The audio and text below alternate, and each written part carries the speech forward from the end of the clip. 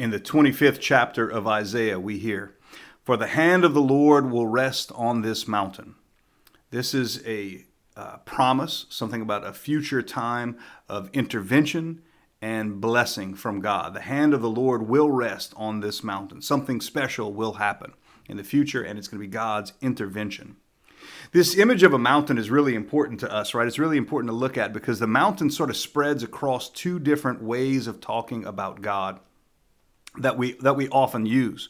One is that God is up above, right? Everything else is lower than God. Nothing else is as great as God, so God is up high, and the mountain, of course, leads you up high. But also, God is everywhere. God is the one who created Eden for us as this place that is between the waters up above and the waters down below.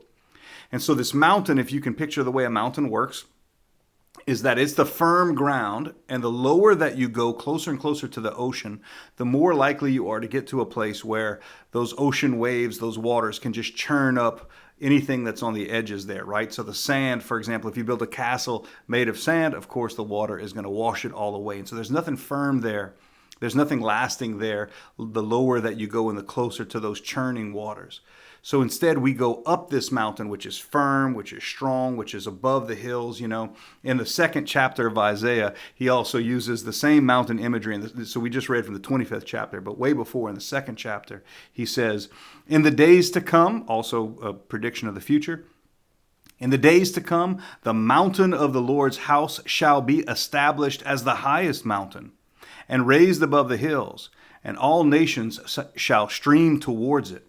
So you can imagine just the nations going up the hill, getting closer and closer to God, closer and closer to this mountain where he is going to reside and his hand will rest, his hand of blessing.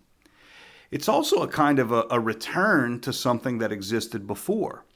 So us as human beings, our image is in the image and likeness of God, but it has been twisted. It has been scarred. It has been marred in some kind of way, right? We are not completely depraved, right? So unlike some people, we are not just absolutely this thing with no goodness in us. That's not what Catholics believe.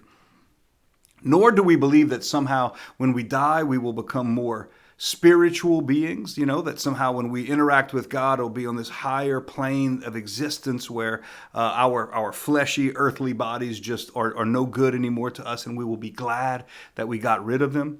That's not what we believe, right? We believe in the resurrection of the dead, right? So we believe that we as beings are body and soul together. These two things belong together as one thing. And that God will restore that, and he will restore it in the way that we were in the Garden of Eden. Right? Whenever Adam and Eve are created, they are created perfectly. And they sin, but God calls us back to that perfection. And by calling us back to that perfection, he does it by being present, by intervening, by having his hand rest upon the mountain that we are all traveling up towards to be closer to God and where his hand will rest. That's the character or the nature of God. That's the kind of promises he is making. So what do we look out for? What are we on the lookout for during Advent? We're looking for God's presence, of course, the Christ child, right? We are looking for something that returns us to an earlier state, like the perfection of Eden and Adam and Eve, but also we look for something brand new, something firm, something that is a new thing, a new creation, a new way in which God is intervening to have this victory over sin and death. Isaiah chapter 25 is talking about a victory over Moab, right? And as important as I'm sure that was to the people at that time, it's really about a victory over sin and death forever. A return to God's presence the way it was originally, but also in a brand new way. That's what we look out for during the season of Advent. Amen.